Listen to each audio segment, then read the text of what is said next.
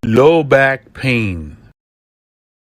When the patient comes to you for evaluation for low back pain, the first question you ask the patient, do you have any bladder or bowel problems? You want to separate low back pain or acute low back pain from coda equina. Coda equina is an orthopedic emergency. It needs to be diagnosed early and treated by surgery early. Make sure you don't miss coda equina. Ask the patient about bladder and bowel changes. If there's any concern, you need to get a stat MRI with a wet or a stat reading.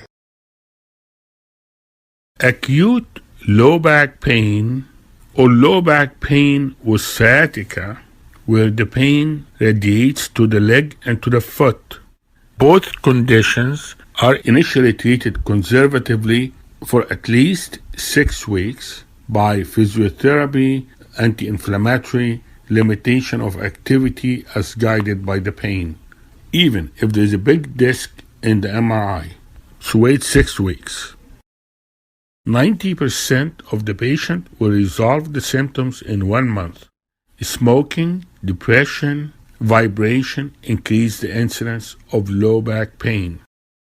Intradiscal pressure change with positions. The lowest pressure when the patient is supine, the highest pressure when the patient is sitting, leaning forward, and holding weight. Now the patient comes with low back pain and had a history of cancer, so you need to get an X-ray and MRI, especially if the pain at rest and at night. In case of renal tumor, you probably need to do arteriography and embolize the spine lesion. The spine is a common location for metastatic tumors. The metastasis occurs in the vertebral body and it goes to the pedicle.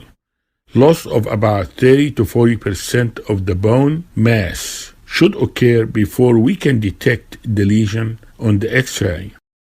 Loss of the pedicle bone will give us a wink sign.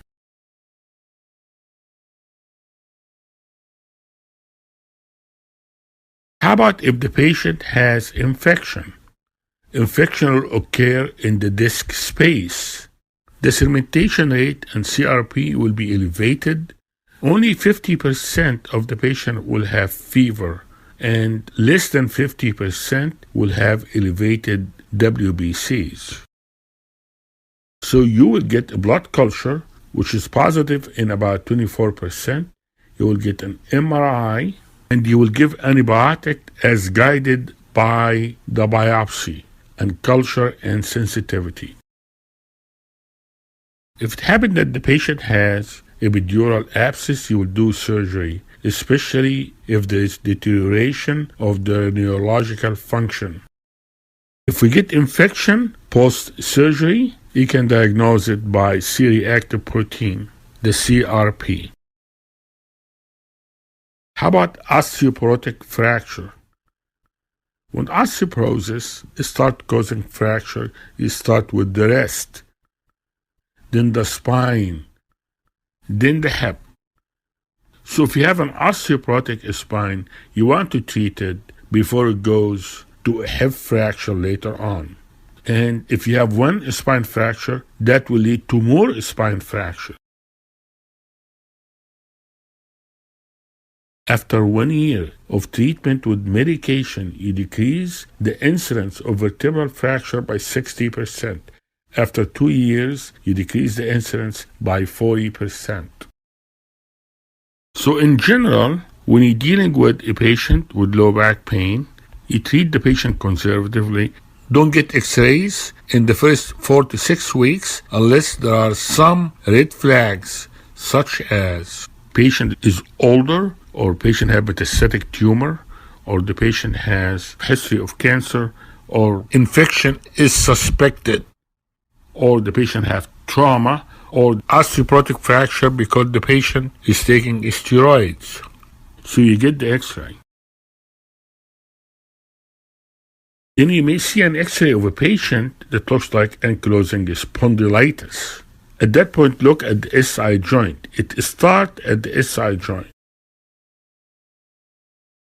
You may get HLA-B27.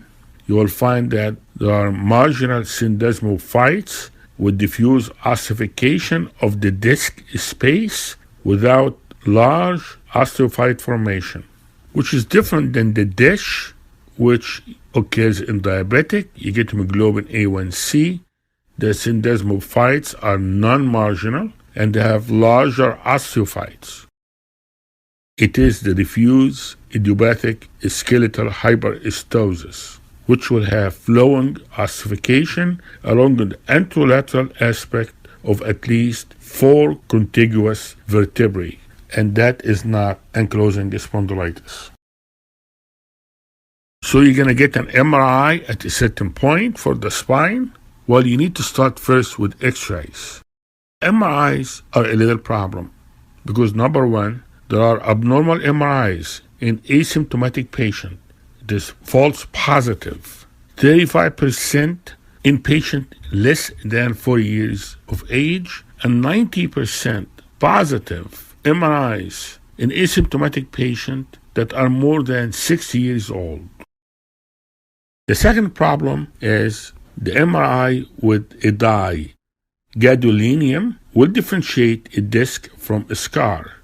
Both granulation tissue and the recurrent disc can look alike on routine MRI. There will be contrast enhancement when there is granulation tissue because it's vascular, so there will be contrast enhancement. However, when there is a recurrent disc herniation, the dye will not enhance because the disc is a dead piece of tissue. It is avascular. So when you try to differentiate between recurrent disc and a scar, you will inject the dye, you get the MRI, and if there is a vascular enhancement, then it is a granulation tissue. You will need to sit tight and not to do surgery. However, if there is no enhancement, then it is a recurrent disc. It is avascular, that's why it doesn't enhance. And if the recurrent disc causing a lot of pain or symptoms to the patient, then you probably need to do surgery. Thank you very much. I hope that was helpful.